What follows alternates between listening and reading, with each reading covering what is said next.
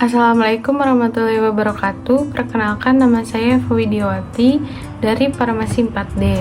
Di sini saya akan sedikit menjelaskan tentang analisis kimia bahan makanan, yaitu tentang pemanis makanan. Yang pertama ada definisi dari pemanis, yaitu merupakan senyawa kimia yang sering ditambahkan dan digunakan untuk keperluan produk olahan pangan, industri, serta minuman dan makanan kesehatan. Pemanis adalah bahan tambahan makanan yang ditambahkan dalam makanan atau minuman untuk menciptakan rasa manis. Untuk fungsi pemanis tersendiri yaitu meningkatkan cita rasa dan aroma, memperbaiki sifat-sifat fisik dan kimia sebagai pengawet, dan sebagai bahan substitusi pemanis utama. Kemudian ada jenis pemanis, yaitu ada dua, pemanis alami dan buatan. Untuk pemanis alami ini biasanya berasal dari tanaman. Tanaman penghasil pemanis yang utama adalah tebu dan buah bit. Kedua jenis tanaman ini juga sering disebut dengan gula alam atau sukrosa. Gula alam ini tidak mengandung vitamin, tidak ada serat kasar, hanya sejumlah kecil mineral. Akan tetapi tetap mengandung kalori 394 kalori dalam setiap 100 gram bahan.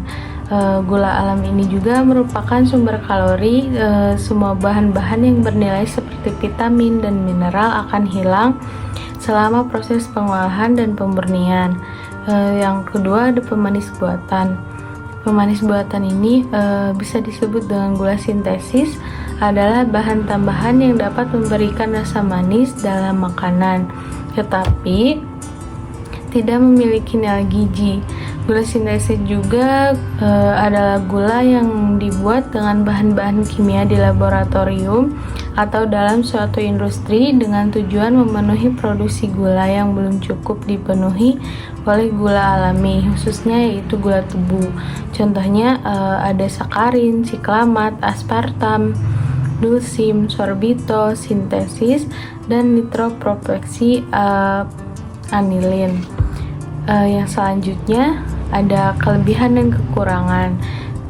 Untuk kelebihan dan kekurangan pemanis alami ini memiliki kalori besar, rasa manis alami, aman dikonsumsi, terurai pada suhu tinggi. Kemudian pemanis buatan memiliki kalori rendah, jauh lebih manis dari pemanis alami, terbatas pada jumlah tertentu, stabil pada saat pemanasan. Yang selanjutnya ada analisis sakarin. Sakarin ini merupakan pemanis buatan yang mempunyai rasa manis 200 sampai 700 kali sukrosa. Sakarin juga berupa serbuk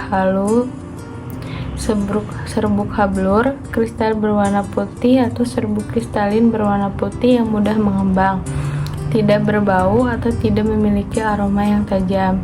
Sakarin juga memiliki berat molekul 183,8 gram per mol.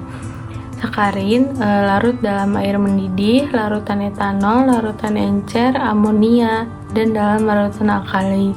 Sakarin juga memiliki titik didih yaitu 299 sampai 230 derajat Celcius. Sakarin juga pada konsentrasi tinggi akan menimbulkan rasa pahit dan getir.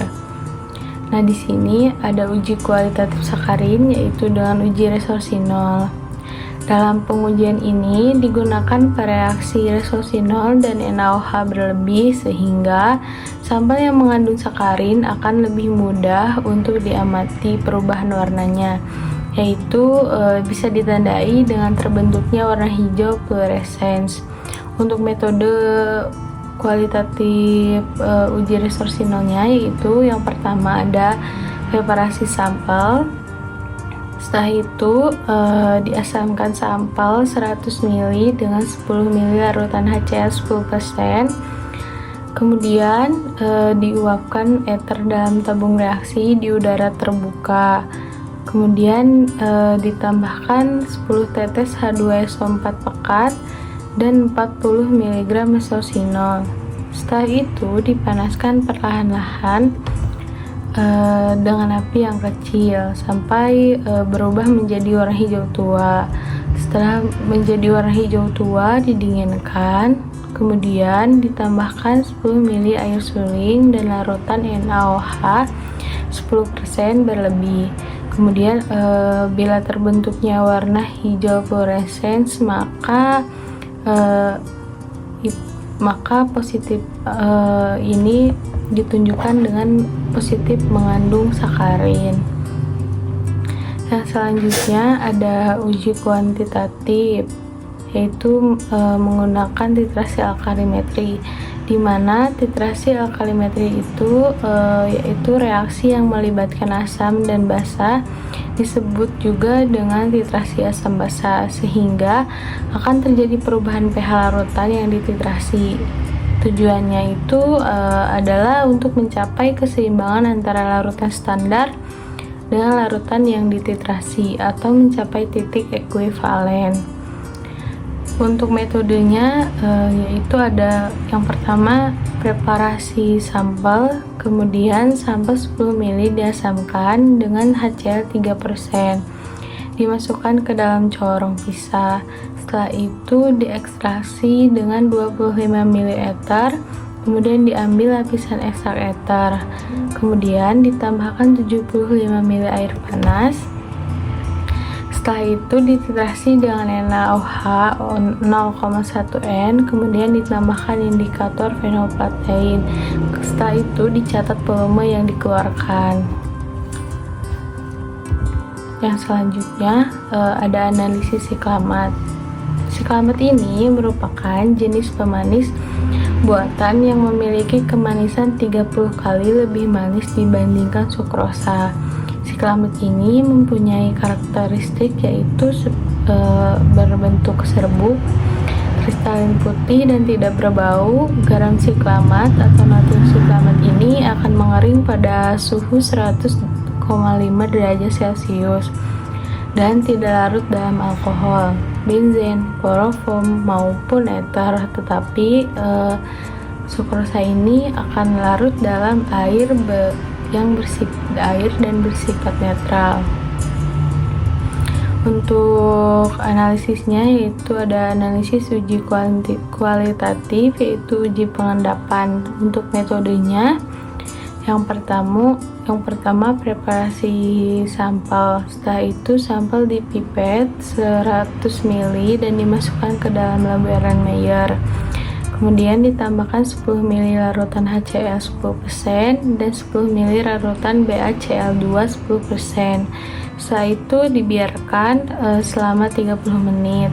Kemudian disaring menggunakan kertas saring. Setelah itu ditambahkan 10 ml larutan NaNO2 10% dan dipanaskan di atas hot plate atau penangas air pada suhu sekitar 125 sampai 130 derajat Celcius.